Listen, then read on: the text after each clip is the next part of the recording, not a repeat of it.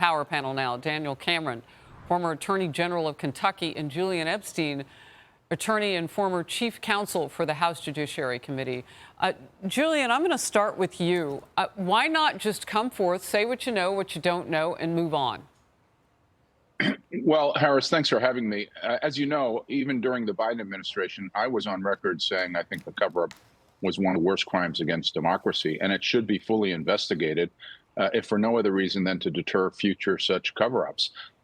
With respect to the physician, it is true that the physician likely has a physician patient privilege.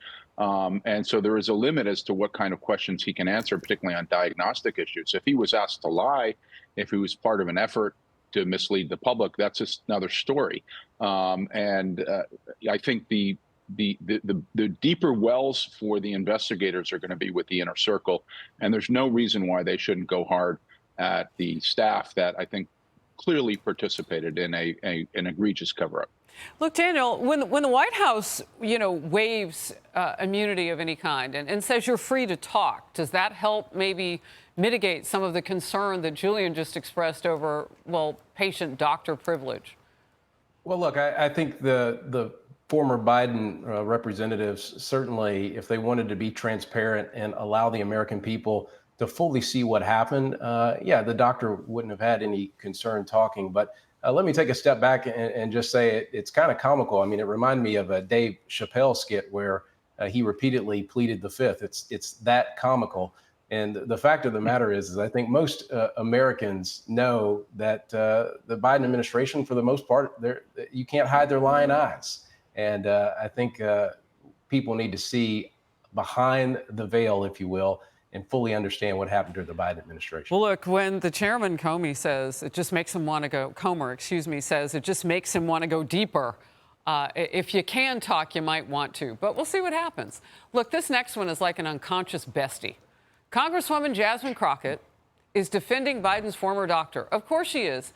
And some shock now, Republican Party polling shows Crockett is leading Democrats' hypothetical 2026 field by 35 points to run for incumbent Republican John Cornyn's seat. And there's this, Jim.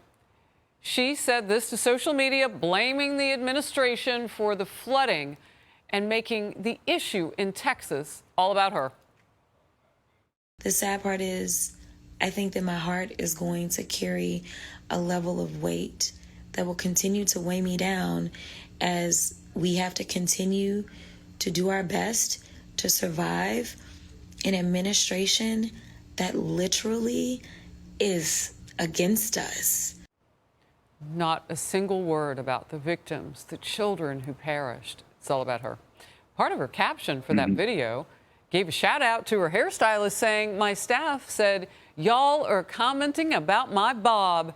Thank you for orchestrating this look." Oh, Daniel. Well, I think the interesting or ironic part about that video is that she says, she expresses being weighed down.